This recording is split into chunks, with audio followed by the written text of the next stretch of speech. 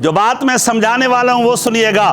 علی دوستو، آج لوگ ابو بکر صدیق رضی اللہ تعالیٰ عنہ کی خلافت کو نہیں مانتے، ابو بکر کی افضلیت کو نہیں مانتے، ابو بکر کے کمال کو نہیں مانتے۔ جب کہا جاتا ہے ارے مصلی رسول تھا، حضور کی زندگی تھی، آخری دن چل رہے تھے، حضور علیہ الصلوۃ والتسلیم نے ہاتھ پکڑ کے صحابہ کو بول کر کے مصلی امامت پر کس کو کھڑا کیا؟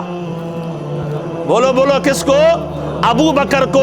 رب کعبہ کی قسم، اس وقت جب حضور نے مصلی امامت پر ابو بکر کو کھڑا کیا، مولا علی جو کہ علم والے ہیں وہ بھی موجود تھے، مولا علی جو اسد اللہ ہیں وہ بھی موجود تھے۔ حضور نے کچھ صحابہ کو کہا یہ میری امت کے سردار ہیں، وہ بھی موجود تھے۔ کچھ صحابہ کو کہا یہ میری امت کے امین ہیں، وہ بھی موجود تھے۔ کچھ صحابہ کو کہا یہ میری امت کے ارحم ہیں، وہ بھی موجود تھے۔ کچھ صحابہ کو کہا یہ ذوالنورین ہیں، یہ بھی موجود تھے۔ کچھ صحابہ کو کہا یہ سیف اللہ ہیں، وہ بھی موجود تھے۔ کچھ صحابہ کو کہا یہ اسد اللہ ہیں، یہ بھی موجود تھے۔ کچھ صحابہ کو کہا یہ میرے حواری ہیں، یہ بھی موجود تھے۔